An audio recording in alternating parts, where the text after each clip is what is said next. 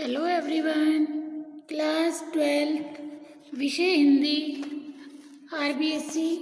Dear student, previous class में chapter चल रहा था ठेले पर हिमालय।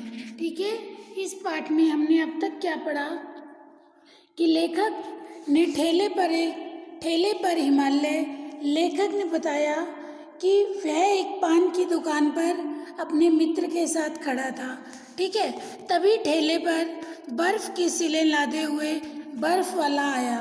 उस बर्फ को देखते ही लेखक के दिमाग में तत्काल ठेले पर हिमालय शीर्षक उभरा, तो उसके मन में हिमालय की सैर करने का विचार आया। ठीक है, तो लेखक के मन में क्या विचार आया? हिमालय की सैर करना। फिर लेखक क्या करता है? कौसानी की यात्रा शुरू करता है। बर्फ के शिखरों को एकदम नज़दीक से देखने की लेखक की बहुत ज़्यादा लालसा थी। ठीक है, लेखक अपने मित्र के साथ उत्तराखंड के कौसानी के लिए चल दिया। ठीक है, चल पड़ जाता है। वहाँ नैनीताल से रानीखेत और वहाँ से मंचकोली होते हुए कोसी पहुँचे। कोसी से बस बदलकर लेखक कौसानी के लिए चल पड़े। लेखक के साथ उसके मित्र शुक्ल जी तथा एक चित्रकार भी थे। वह पहाड़ी रास्ता प्राकृतिक सौंदर्य से सुहावना था। ज्यों ज्यों उनकी बस आगे बढ़ी त्यों त्यों पर्वतीय सुरम्यता बढ़ती गई, परंतु हिमालय के दर्शन न होने से कुछ क्षोभ व असंतोष भी होने लगा। देखिए, लेखक अपने मित्र के साथ ज्यों ज्यों लेखक की बस आगे बढ़ती जा रही थी, पहाड़ी इलाके में प्राकृतिक सौंदर्य और भी अच्छा दिखाई दे रहा था, लेकिन लेखक को अभी तक हिमालय के दर्शन नहीं हुए। हिमालय के दर्शन न होने के कारण लेखक थोड़ा सा उदास था और उसके मन में एक असंतोष था। फिर लेखक देखिए आगे क्या बताया लेखक ने। कौसानी की सुरम्य घटा सोमेश्वर घाटी के उत्तर में ऊंची पर्वतमाला के शिखर पर कौसानी बसा हुआ है। ठीक है, बस अड्डे पर उतरते ही लेखक को बस अड्डे पर जैसे ही लेखक उतरा, लेखक को वहाँ का अपार सौंदर्य देखने को मिला। कहाँ का? कौसानी का। वह अंचल कत्यूर की रंग बिरंगी छटा, मखमली कालीनों जैसे खेत, सुंदर गेरू की शिलाओं को काटकर बनाए गए रास्ते, घाटी में बेलों की लड़ियाँ जैसी बहती हुई छोटी बड़ी नदियाँ सुसज्जित लग रही थी। वहीं से काफ़ी दूरी पर लेखक को हिमालय का एक छोटा सा शिखर दिखाई दिया। ठीक है, हिमालय श्रृंखला के दर्शन। यहाँ तक बेटा मैंने आपको कल पढ़ा दिया था। ओके, अब इससे आगे देखिए। सोमेश्वर की घाटी के उत्तर में ऊंची पर्वतमाला है, उस पर बिल्कुल शिखर पर कौसानी बसा हुआ है। कौसानी से दूसरी ओर फिर ढाल शुरू हो जाती है। कौसानी के अड्डे पर जाकर बस रुकी। छोटा सा बिल्कुल उजड़ा सा गांव, और बर्फ का तो कहीं नाम निशान नहीं। बिल्कुल ठगे गए हम लोग। कौन कह रहा है बिल्कुल ठगे गए हम लोग? लेखक। क्योंकि लेखक क्या देखने आया था? हिमालय पर बर्फ। ठीक है, अब लेखक को क्या लगता है कि यहाँ तो कुछ भी नहीं है, कितना खिन। मैं अन्न खाते हुए बस से उतरा। ठीक है, जहाँ था वहीं पत्थर की मूर्ति सा स्तंभ खड़ा रह गया। पत्थर की मूर्ति सा स्तंभ खड़ा रह गया, अर्थात सोचा क्या था और हुआ क्या। लेखक मेन क्या देखने हिमालय पर आया था? बर्फ। और लेखक क्या कह रहे? यहाँ तक पहुँचते पहुँचते उसे कुछ नहीं बर्फ दिखाई दी, तो लेखक स्तंभ सा बस से उतरकर स्तंभ सा खड़ा रह गया। कितना अपार सौंदर्य बिखरा था सामने की घाटी में। इस कौसानी की पर्वतमाला ने अपने अंचल में ये जो कलियूर की रंग बिरंगी घाटी छिपा रखी है। ठीक है, देखिए लेखक क्या कह रहा है। लेखक को एक बार तो ऐसा लगा कि यहाँ कुछ नहीं है, लेकिन जब लेखक ने उस सौंदर्य की ओर निहारा तो लेखक उस अपार सौंदर्य बिखरा हुआ था, चारों तरफ सुंदरता ही सुंदरता, हरियाली ही हरियाली। इस कौसानी की पर्वतमाला ने अपने अंचल में, अपने अंदर यह जो कलियूर की रंग बिरंगी घाटी छिपा रखी है, इसमें किन्नर और यक्ष ही तो वास करते होंगे। 50 मील चौड़ी यह घाटी हरे मखमली कालीन जैसे। लेखक देखता ही रह गया। लेखक कौन है? धर्मवीर भारती। कि हजारों मील फैली हुई ये घाटी ऐसी हरियाली हरियाली लग रही है जैसा कोई मखमली कालीन बिछा हो। खेत सुंदर गेरू की शिलाएं काटकर बने हुए हैं, लाल लाल रास्ते जिनके किनारे सफ़ेद सफ़ेद पत्थरों की कतार और इधर उधर से आकर आपस में उलझ जाने वाली बेलों की लड़ियों सी नदियाँ।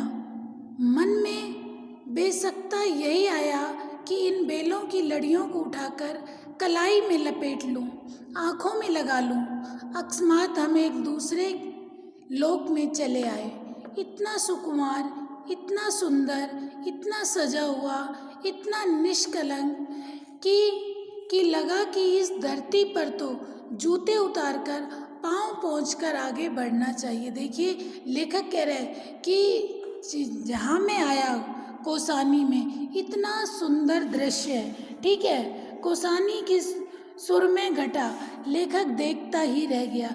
लेखक को लगा कि इतना सुंदर दृश्य है, इतना सौंदर्य कि ऐसा लग रहा था जैसे इस जगह पे तो जूते उतारकर पैर भी पोंछकर चलना चाहिए। चारों तरफ हरियाली हरियाली ऐसे लग रहा, चारों तरफ हरियाली, रंग बिरंगे फूल। ऐसे लग रहा था जैसे पूरी पहाड़ी मखमली गलीचे से, हरे रंग के मखमली गलीचे से ढकी हुई हो। इतना सुकुमार, इतना सुंदर, इतना सजा हुआ, इतना निष्कलंक कि लगा कि इस धरती पर तो जूते उतारकर पाँव पोंछकर आगे बढ़ना चाहिए। धीरे धीरे निगाहों ने इस घाटी को पार किया जहाँ ये हरे खेत और नदियाँ और वन क्षितिज के धुंधलेपन में, नीले कोहरे में धुल जाते थे। यहाँ पर कुछ छोटे छोटे पर्वतों का आभास अनुभव किया। उसके बाद बादल थे और फिर कुछ नहीं। कुछ देर उन बादलों में निगाह भटकती रही। अकस्मात फिर एक हल्का सा विस्मय धक्का मन में लगा। इन धीरे धीरे खिसकते हुए बादलों में यह कौन चीज है जो अटल है? यह छोटा सा बादल के टुकड़े सा कैसा अजब रंग है इसका, ना सफ़ेद, ना रुपहला, ना हल्का नीला, पर तीनों का आभास देता हुआ। यह है क्या? बर्फ तो नहीं है? जी नहीं, बर्फ नहीं तो क्या है? अकस्मात बिजली सा यह विचार मन में कौंधा। जैसे बिजली अचानक से चमकती है, ऐसे लेखक कह रहे बादलों के बीच एक बादलों पर लेखक कह रहे मेरी निगाह अटकी और वहाँ देखा कि एक हल्का सा विस्मय का धक्का मन को लगा। इन धीरे धीरे खिसकते हुए बादलों में यह कौन सी चीज़ है जो अटल है? यह छोटा सा बादल के टुकड़े सा कैसा अजब रंग है इसका, ना सफ़ेद है, ना रुपहला, ना हल्का नीला, इन तीनों का आभास देता हुआ यह क्या है? बर्फ तो नहीं है? हाँ जी, बर्फ नहीं तो क्या है?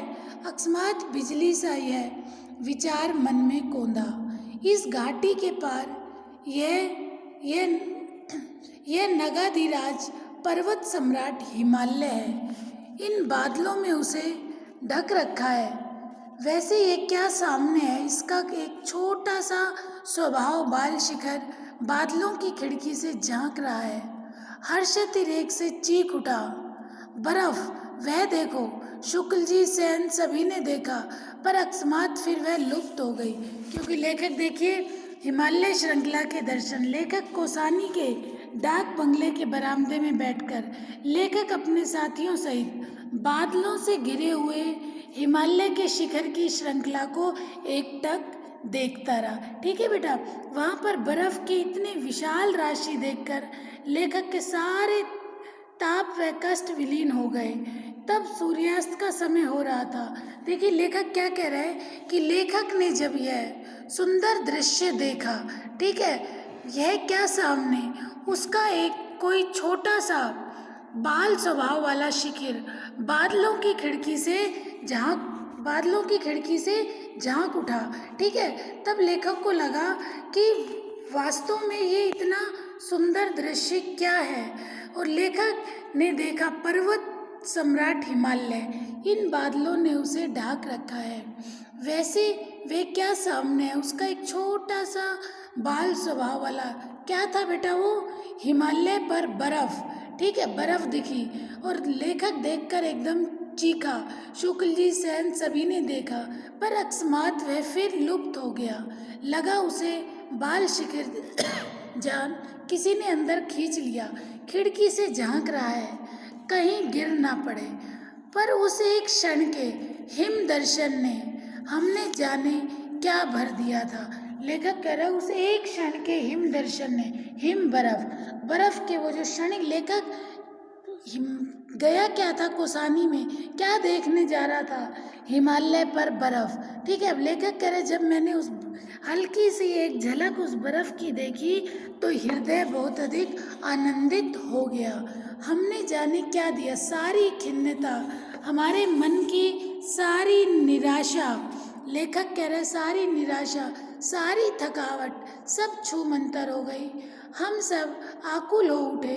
अभी ये बादल छट जाएंगे और फिर हिमालय हमारे सामने खड़ा होकर निरावृत असीम सौंदर्य राशि हमारे सामने अभी अभी अपना घूंघट धीरे धीरे खिसका देगी। और तब सचमुच मेरा दिल बुरी तरह धड़क रहा था। लेखक क्या कह रहे हैं, अब तो इतना मन प्रसन्न हो रहा था कि अब तक की सारी खिन्नता, सारी निराशा, सारी थकावट सब दूर हो गई थी।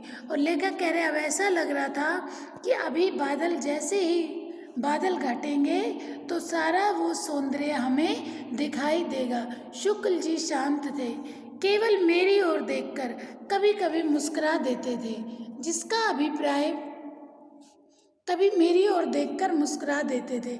इतने अधीर थे, कौसानी आया भी नहीं और मुंह लटका लिया।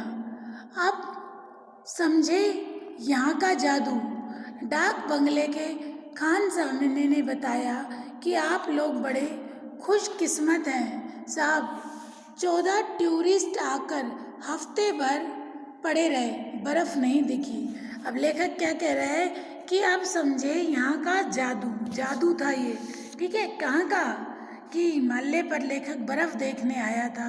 कौसानी में उन सौंदर्य दृश्यों को देखकर लेखक का मन बहुत अधिक मुग्ध होता है। फिर लेखक हिमालय श्रृंखला के जब दर्शन करता है और वहाँ पर उसे बर्फ दिखाई देती है तो वहाँ डाक बंगले गए, जो डाक बंगले के खान साने ने बताया कि आप बहुत खुश नसीब हैं। अब से पहले यहाँ साहब 14 टूरिस्ट आकर हफ्ते भर रहे, लेकिन बर्फ नहीं पड़ी, और आज तो आपके आते ही आसार खुलने के ही हैं। सामान रख दिया गया। तभी बिना चाय पिए सामने के बरामदे में बैठे और एकदम सामने देखते रहे। लेखक क्या कह रहा है, कौसानी के डाक बंगले के बरामदे में बैठकर लेखक ने कहा कि मैं अपने साथियों के सहित बादलों के घिरे हुए हिमालय के शिखरों की श्रृंखला को एकदम देखता रहा। वहाँ पर बर्फ की इतनी विशाल राशि देखकर लेखक के सारे ताप कष्ट विलीन हो गए। तब सूर्यास्त का समय हो रहा था और सुदूर हिमालय के शिखर ढाल, ग्लेशियर घाटी आदि सुरम्य दिखाई दे रहे थे। सूर्यास्त की लालिमा से पर्वत शिखर केसरी वर्ण के लग रहे थे। अंधेरा होने लगा, चांद निकल आया तो वहाँ पर सारा प्राकृतिक परिवेश शांत था, जैसे हिम सो गया हो। देखिए लेखक ने क्या बताया कि सिर्फ एक धुंधला सा संवेदन इसका अवश्य था कि जैसे बर्फ की सिल के सामने खड़े होकर मुंह पर ठंडी ठंडी भाप लगती हो, वैसे ही हिमालय की शीतलता माथे को छू रही थी और सारे संघर्ष, सारे अंतर्द्वंद, सारे ताप नष्ट हो रहे थे। क्यों पुराने साधकों ने दैहिक, दैविक और भौतिक कष्टों को ताप कहा था और उसे शामिल करने के लिए वे क्यों हिमालय जाते थे, यह पहली बार मेरी समझ में आ रहा था। और अकस्मात एक दूसरा तथ्य मेरे मन में क्षितिज पर उदित हुआ। कितनी कितनी पुरानी है ये हिम राशि, जाने किस आदिम काल से यह शाश्वत अविनाशी हिम इन शिखरों पर जमा हुआ है। कुछ विदेशियों ने इसलिए हिमालय की इस बर्फ को कहा है चिरंतन हिम। ठीक है। सूरज ढल रहा था और सुदूर शिखरों पर दर्रे, ग्लेशियर, ढाल, घाटियों का क्षीण आभास मिलने लगा। आतंकित मन से मैंने यह सोचा था कि पता नहीं इन पर कभी मनुष्य के चरण पड़े भी हैं या नहीं। अनंत काल में इन सूने बर्फ ढके दर्रों में सिर्फ बर्फ के अंदर हूँ करते हुए बहते रहे हैं। तो लेखक देखिए, उस हिमालय श्रृंखला के दर्शन कर कर लेखक बहुत अधिक मंत्रमुग्ध हो गया। उसे वो सौंदर्य बहुत अच्छा लगा और वहाँ डाक बंगले के खान साने ने कहा कि आप भाग्यशाली हैं जो आपको आज बर्फ़ दिख रही है। नहीं, इससे पहले यहाँ जो आए थे वो हफ्ता टूरिस्ट रुके, लेकिन उन्हें बर्फ़ के दर्शन नहीं हुए। ठीक है बेटा, आज मैं इतना ही पढ़ाऊँगी, इसके बाद आप नेक्स्ट क्लास में आगे करेंगे। ठीक है, अगला जो टॉपिक बच गया उसे हम नेक्स्ट क्लास में पढ़ाकर कंप्लीट कर देंगे। ओके। अब देखिए, लेखक ने पर्वतीय क्षेत्रों का कितना मनोरम वर्णन किया है। ठीक है, पर्वतीय क्षेत्रों पर प्राकृतिक सौंदर्य अनेक रूपों में दिखाई देता है। ठीक है, पर्वतीय क्षेत्रों के, जैसे आपसे अगर कोई ये कह दे बेटा पर्वतीय क्षेत्रों के प्राकृतिक सौंदर्य पर एक लेख लिखिए, तो आप क्या लिखेंगे? देखिए, पर्वतीय क्षेत्रों का प्राकृतिक सौंदर्य अनेक रूप में दिखाई देता है। पर्वतीय श्रृंखला के निचले क्षेत्रों में अनेक प्रजाति के वृक्ष, पादप, लताएं उगाती हैं। पर्वतीय क्षेत्रों के ऊपरी भागों में कुछ ढलान वाले क्षेत्र होते हैं जो नाना प्रकार की औषधियाँ, जड़ी बूटियाँ, फूलों से भरे रहते हैं। उनसे आगे हिमाच्छादित पर्वतीय शिखर भाग अपनी सुरम्य घटा बिखेरे रहता है। पर्वत शिखरों से हिमालय एवं ग्लेशियर झरते रहते हैं।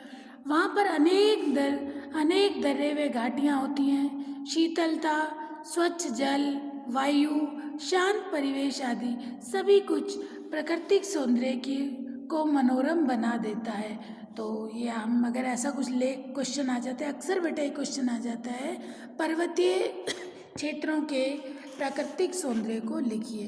ठीक है बेटा, आज हम इतना ही पढ़ेंगे, इससे आगे मैं नेक्स्ट क्लास में कराऊंगी। जो भी डाउट हो बेटा आप अपने डाउट ज़रूर क्लियर कर लेना, और जिस दिन पढ़ाया जाता है उस वीडियो को उस दिन सुनिए, समझिए।